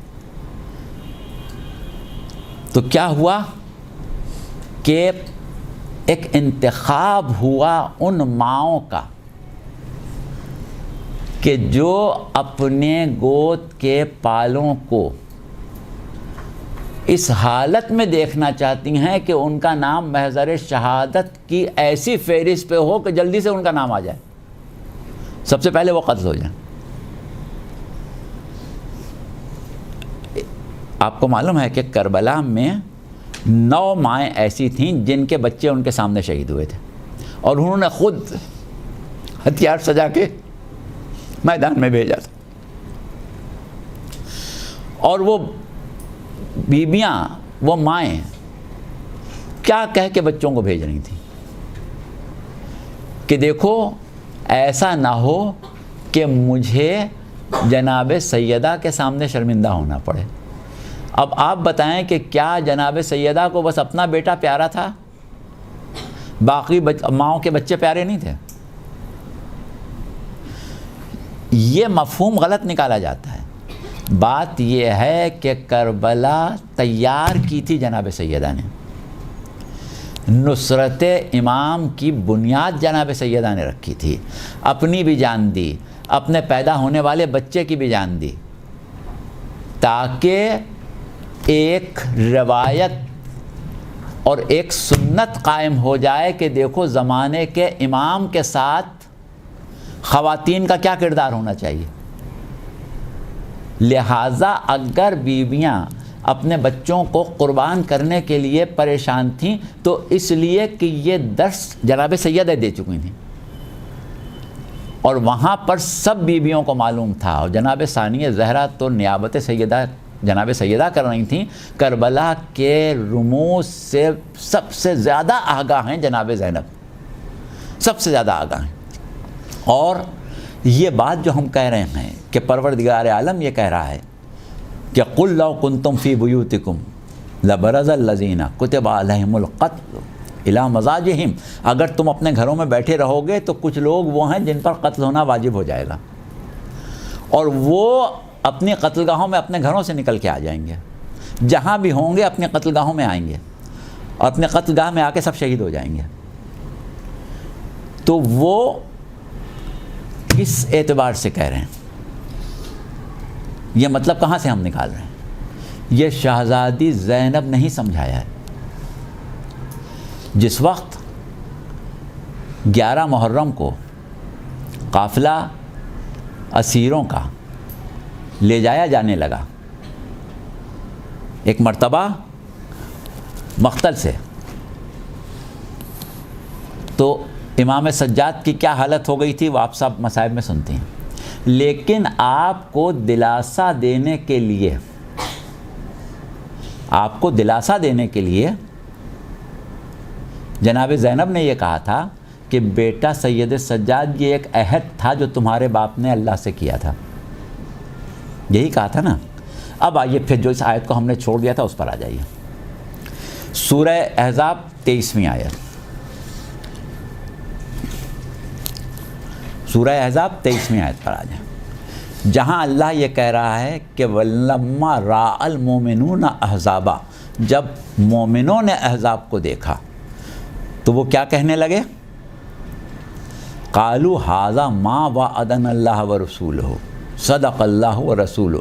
یہی تو وہ وقت ہے جس کا وعدہ اللہ اور اس کے رسول نے کیا تھا، اور اللہ بھی سچا ہے، اس کا رسول بھی سچا ہے.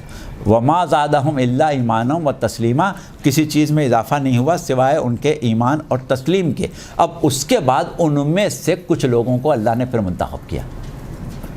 اگلی آیت، من المومنین رجال صدقوا ما عاہدوا اللہ علیہ، مومنوں میں کچھ وہ ہیں جنہوں نے اس عہد کو سچا کر دیا جو اپنے اللہ سے کیا تھا. فمنہم من قضى نحبہ، اور ان میں کچھ تو وہ ہیں جنہوں نے اپنی نظر پوری کر دی. ومنہم من ینتظر، اور کچھ وہ ہیں جو ابھی انتظار میں ہیں. وما بدلوا تبدیلا، انہوں نے اپنے عہد میں کوئی تبدیلی نہیں کی ہے. اب روز عاشور جب امام حسین کے پاس ایک ایک شہید آتا تھا اور امام سے رخصت مانگتا تھا، تو امام اس کو رخصت کرتے وقت یہی آیت پڑھتے تھے، وَمِنَ الْمُؤْمِنِينَ رِجَالٌ صَدَقُوا مَا عَاهَدُوا اللَّهَ عَلَيْهِ فَمِنْهُم مَّن قَضَىٰ نَحْبَهُ وَمِنْهُم مَّن يَنتَظِرُ وَمَا بَدَّلُوا تَبْدِيلًا. جاؤ حبیب جاؤ، جاؤ زہیر جاؤ، جاؤ مسلم ابن اوسجہ جاؤ. جو جا رہا ہے اس کے سامنے یہی آیت پڑھتے تھے، اسی آیت کو پڑھ کے اس کو رخصت کرتے تھے کہ یہ وہ عہد تھا. کچھ مومنین تھے جنہوں نے اللہ سے عہد کیا ہوا تھا کہ ہم قتل ہوں گے لیکن تیرے نام کو بچا لیں گے. یہ عہد کیا تھا انہوں نے. تو جناب زینب کیا کہنی، تمہارے بابا نے ایک عہد کیا تھا. ایک موقع ایسا ملتا ہے جس میں امام حسین نے سورہ آل عمران کی ہی یہ والی آیت نہیں پڑھی تھی، ایک اور آیت پڑھی تھی. وہ کون سا موقع ہے؟ جب آپ نے خود اپنے فرزند کو میدان میں بھیجا تھا، تو اس وقت وہ آیت پڑھی تھی کہ ان اللہ اصطفیٰ آدم و نوحا وعلی ابراہیم وعلی عمران علی العالمین، بے شک اللہ نے مصطفیٰ کر لیا آدم کو، نوح کو، اور آل ابراہیم کو اور آل عمران کو. باقی شہداء کو رخصت کرتے وقت یہ آیت پڑھتے رہے، اور کچھ بعید نہیں کہ جناب علی اکبر کے رخصت کے وقت یہ والی آیت بھی پڑھی ہو، کیونکہ عہد کو پورا کرنے والے تو بہرحال جناب علی اکبر بھی ہیں. اور سب سے پہلے عہد کو آپ نے پورا کیا، کیونکہ جو مورخین ہیں، مستند اور مقاتل ہیں، وہ یہ کہتے ہیں کہ امام حسین نے جناب علی اکبر کو صرف بنی ہاشم میں سب سے پہلے نہیں بھیجا تھا، بلکہ روز عاشور سب سے پہلے بھیجا ہی حضرت علی اکبر کو تھا. مگر اصحاب و انصار جب تک زندہ تھے ان کا یہ نہیں ہو سکتا، لہٰذا پہلے شہید مسلم ابن اوسجہ ہیں، دوسرے عبداللہ ابن عمیر ہیں. تو جب سب شہید ہو چکے انصار، تب پھر سب سے پہلے حضرت علی اکبر گئے. لیکن امام حسین نے انصار سے بھی پہلے حضرت علی اکبر کو بھیجنے کی کوشش کی تھی، تو یہ آیت پڑھ کے بھیج رہے تھے. لیکن ہر شہید کے لیے من المؤمنین رجال صدقوا ما عاهدوا الله علیہ فمنهم من قضى نحبه ومنهم من ينتظر وما بدلوا تبدیلا پڑھ کے بھیجا. اب ایک آخری بات سن لیں، آپ کا وقت ختم ہو رہا ہے. مسئلہ یہ کہ ہم کو شروع کرنے میں دیر لگ جاتی ہے اور ختم بہرحال وقت پر کرنا پڑتا ہے، لیکن کافی حد تک ہم نے اپنا پیغام آپ کو پہنچا دیا ہے، اور انشاءاللہ ریکارڈ ہے وہ باقی رہے گا. تو جس وقت قافلہ اہل بیت کا اسیر ہو کے کوفے آیا اور ابن زیاد کے دربار میں قیدیوں کو حاضر کیا گیا، اس وقت ابن زیاد نے جناب زینب سے مخاطب ہو کے ایک بات کہی تھی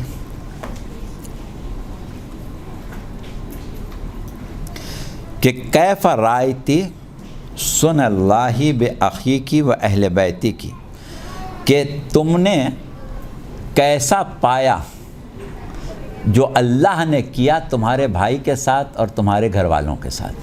یعنی یہ ایک طنز کر رہا تھا، وہ دل پر نشتر لگا رہا تھا کہ جو ظلم اس نے خود کیا تھا اس کو اللہ کی طرف منسوب کر کے بیان کر رہا تھا کہ یہ اللہ والے ہیں تو ان کو اسی طریقے سے تکلیف پہنچے گی. تو اس کے جواب میں آپ نے فرمایا تھا کہ ما رأیت الا جمیلا، میں نے تو سوائے اللہ کی طرف سے خوبی کے اور کچھ نہیں دیکھا. لیکن اس کے بعد جس جملے کی طرف ہم آپ کی توجہ دلا رہے ہیں وہ جملہ کیا تھا کہ آپ نے شہدائے کربلا کے بارے میں ایک جملہ کہا. وہ جملہ کیا ہے وہ آپ چاہیں تو نوٹ کریں. ہؤلاء قوم کتب اللہ علیہم القتل فبرزوا الی مضاجعہم. ارے وہ تو وہ لوگ تھے کہ جن کے اوپر اللہ نے قتل ہونا واجب کیا تھا. وہ قوم تھی جس پر اللہ نے قتل ہونا واجب کیا تھا، اور اللہ نے قتل ہونا واجب کیا تو انہوں نے اس وجوب کو جو اللہ نے ان کے اوپر حالانکہ قتل ہونے کا کیا تھا، جبکہ پوری قوم کا عالم یہ ہے کہ کتب علیکم القتال وہو کرہ لکم، پوری قوم کا عالم یہ ہے کہ اس پر قتل نہیں واجب کیا تھا، قتال واجب کیا تھا، وہ بھی ان کے اوپر گراں تھا. اور یہ وہ تھے کہ جو عالم روز دنیا سے، عالم اسلام سے بالکل مختلف لوگ تھے کہ ان کو اللہ نے منتخب کیا قتل ہونے کے لیے. تو یہ قتل ہونے کے لیے اتنی خوشی سے تیار ہو گئے کہ اپنے پیروں سے چل کے اپنی قتل گاہوں میں گئے، اور ہر ایک کو یہ خواہش تھی کہ جہاں تک ہو سکے ہم جلد از جلد قتل ہو جائیں اور اپنے وعدے کو پورا کر دیں. شب عاشور اسی چیز کو واضح کر دیا امام نے اس وقت جب کہا کہ چلو میں تمہارے اوپر سے اپنی بیعت بھی ہٹا لیتا ہوں، میں تمہاری نجات کی بھی ضمانت لے لیتا ہوں، میں تم سے راضی ہو جاتا ہوں، میں تمہاری شفاعت کا بھی ذمہ دار ہوا جاتا ہوں. یہ لوگ میری جان کے دشمن ہیں، اگر تم چلے جاؤ گے تو تم سے تعرض نہیں کریں گے. تو اب اس وقت ایک چیز تھی صرف، وہ کیا تھا کہ یہ جانتے تھے کہ امام کا حق ہمارے اوپر یہ ہے کہ اگر اللہ نے امام کے ساتھ ہمارے اوپر بھی قتل ہونا واجب کیا ہے تو بے شک امام ہمیں اجازت دے دے، لیکن ہم امام کے قدم نہیں چھوڑیں گے اور ہم لازماً قتل ہوں گے. انہیں معلوم تھا کہ ہمارے اوپر قتل ہونا واجب ہے، ہمیں تو قتل ہی ہونا ہے. تو یہ وہ قتل ہونے والے تھے کہ اگر یہ قتل نہ ہوتے تو دین اپنی شکل میں باقی نہ رہتا. اور ان کے اوپر واجب کرنے والا کون ہے؟ اللہ کے علاوہ کوئی واجب کر سکتا ہے؟ اللہ نے واجب کیا، تو اللہ نے ان کا انتخاب کر کے ان کا قتل واجب کیا. جب ان کا قتل اللہ نے واجب کیا تو ان کے ذکر کی بقا کا اللہ ضامن ہے. دنیا کچھ بھی کوشش کر لے.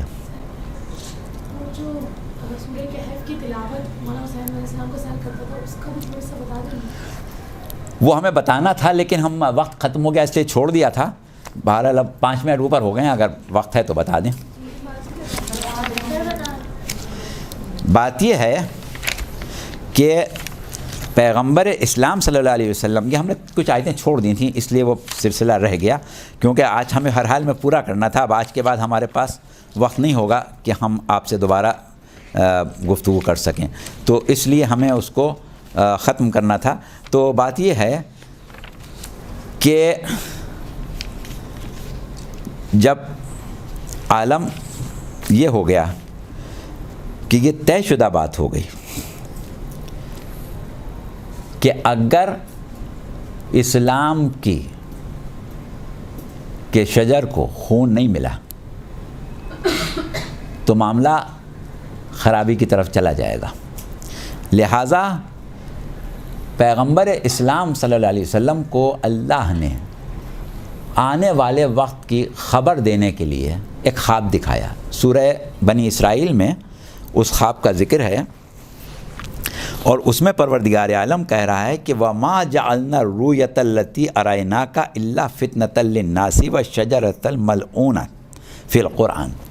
اے رسول، ہم نے جو آپ کو خواب دکھایا 60 ہے غالباً آیت کا نمبر، سورہ بنی اسرائیل. جو خواب ہم نے آپ کو دکھایا وہ تو صرف لوگوں کی آزمائش ہے. یہ جو آزمائش میں ڈالا نا اللہ نے کہ اب تمہارے پاس قتال واجب کیا گیا ہے، نکلو، کوئی نہیں نکلا، تو یہ ایک آزمائش کا زمانہ آئے گا لوگوں کی، اور ایک لعنت زدہ شجرہ ہے، نسب ہے، جس کو قرآن نے لعنت زدہ قرار دیا ہے. اب رسول اللہ نے خواب میں کیا دیکھا تھا یہ قرآن میں ذکر نہیں ہے، صرف اتنا کہا ہے کہ اے رسول ہم نے تم کو خواب دکھایا تھا. تو اس کا ذکر ہمیں ملتا ہے تفاسیر میں، عام مسلمانوں نے لکھا ہے، ہم شیعہ مفسرین کی بات نہیں کر رہے ہیں، کہ رسول نے خواب میں یہ دیکھا تھا کہ ان کے منبر پر بندر اچھل رہے ہیں، اور اس کا نتیجہ یہ ہوا تھا کہ آپ کو اتنا صدمہ ہوا تھا کہ اس کے بعد کسی نے رسول کو ہنستے نہیں دیکھا. اب رسول اتنا دین کی تبلیغ میں مخلص تھے، اتنے سنجیدہ تھے، اور اتنا آپ کی خواہش تھی کہ دین حقہ جو ہے انسان اس کو قبول کریں. تو جب لوگ قبول نہیں کر رہے تھے تو آپ کو بڑا صدمہ ہوتا تھا، بہت دکھ پہنچتا تھا، بہت تکلیف ہوتی تھی. تو اللہ نے سورہ کہف کی 6 آیت میں ان سے یہ فرمایا تھا کہ فَلَعَلَّكَ بَاخِعٌ نَفْسَكَ إِلَىٰ آثَارِهِمْ إِن لَّمْ تُؤْمِنُوا بِهَٰذَا الْحَدِيثِ أَسَفًا. اے رسول اب یہ لوگ نہیں مانتے ہیں تو کیا آپ اس غم میں اپنی جان دے دیں گے؟ کیا آپ اس غم میں اپنی جان دے دیں گے؟ رسول کی سیرت سامنے پیش کی تھی کہ رسول کی سیرت یہ ہے کہ اگر عالم انسانیت دین حقہ کو قبول کر کے فلاح نہیں پاتا تو رسول کو اتنی تکلیف ہوتی ہے کہ ان کی جان پہ بن جاتی ہے. اب رسول کو اپنی زندگی میں لوگوں کے ایمان نہ لانے کی اتنی تکلیف ہوتی تھی. یہ سیرت رسول کا ایک گوشہ ہے. اگر رسول اس وقت ہوتے کہ جب پورا عالم اسلام فاسق و فاجر کے قبضے میں چلا گیا اور وہ علل اعلان کہہ رہا ہے کہ نہ نبی کے نہ فرشتہ اترا، نہ وحی آئی، نہ کوئی خبر آئی، بنی ہاشم نے ڈھونگ رجایا تھا، اور جب اہل بیت کو اسیر کرتا ہے، جب خاندان رسالت کو قتل کرتا ہے تو کہتا ہے کاش میرے بزرگ ہوتے اور دیکھتے کہ کیسے میں نے بدلہ محمد کے گھر والوں سے لیا ہے. ایسے موقع پر اگر رسول زندہ ہوتے اور رسول کو یہ معلوم ہوتا کہ اگر میری جان چلی گئی تو دین بچ جائے گا، تو رسول کیا کرتے؟ اپنی جان دیتے. اب رسول نہیں ہے تو کوئی جان رسول ہو جو اپنی جان دے. یہی سورہ کہف امام حسین پڑھ رہے تھے کہ میں نے تو جان دی ہے. اب پورے سورہ کہف یہ ایک الگ موضوع ہے، کبھی موقع ہوگا تو آپ لوگوں سے بات کریں گے کہ امام مظلوم نے، سر حسین نے نیزے پر جب تلاوت کی تو قرآن کے 114 سوروں میں سے سورہ کہف کا انتخاب کیوں کیا؟ امام نے پڑھی ہے تو کوئی وجہ ضرور ہوگی کہ سورہ کہف میں کوئی ایسی بات ہوگی. تو علماء نے بہت سی چیزیں اکٹھا کی ہیں سورہ کہف کی. اس میں ایک یہ آیت بھی ہے جو آپ نے کہا کہ بیان کر دیں تو ہم نے بیان کر دی کہ رسول ہوتے تو جان دیتے ہیں. اب رسول نہیں ہیں تو جو کام رسول کو کرنا تھا وہ حسین ہی کر سکتا ہے اور کوئی نہیں کر سکتا، لہٰذا حسین نے اپنی جان دے دی. تو یہ واضح ہو گیا، طے ہو گیا کہ اگر کربلا نہ ہوتی، اگر حسین کا اقدام نہ ہوتا، اگر یہ شہادتیں واقع نہ ہوتیں، اگر یہ اسیری نہ ہوتی تو دین نہ ہوتا. تو آج سب سے بڑا حق امت پر حسین کا ہے. حسین سے بڑا حق کسی کا نہیں ہے. آج ہمارے بہت سے بہت سے تو نہیں، بعض ابا اور قبا کے ساتھ بیوقوف بنانے والے لوگ ہمارے پاس کلپ موجود ہے، موقع نہیں جو ہم آپ کو دکھائیں، جو یہ تقریر کر رہے ہیں کہ روزے عاشور ہاتھ ملانے میں کیا حرج ہے، روزے عاشور سلام کرنے میں کیا حرج ہے، روزے عاشور تو سب سے اچھی طرح گزارا کیا جا سکتا ہے، بات کی جا سکتی ہے. ہم نے علماء سے پوچھا ہے نہ حرام ہے نہ مکروہ ہے. ارے حرام و مکروہ مودت کے بغیر کیا حرام رہ جائے گا، کیا مکروہ رہ جائے گا؟ یہ حق کی ادائیگی ہے. بہرحال یہ ایک الگ موضوع ہے، اس پر ہم پہلے 2-3 سال پہلے بات کر چکے ہیں. اب اس وقت کیونکہ وقت آپ کا پورا ہو گیا ہے اور ہمارے پاس بھی آئندہ وقت نہیں ہے، لہٰذا اس وقت ہم آپ کی اس گفتگو کو تمام کر رہے ہیں، اور امید ہے کہ آپ لوگوں نے اس سے کچھ ضرور سیکھا ہوگا.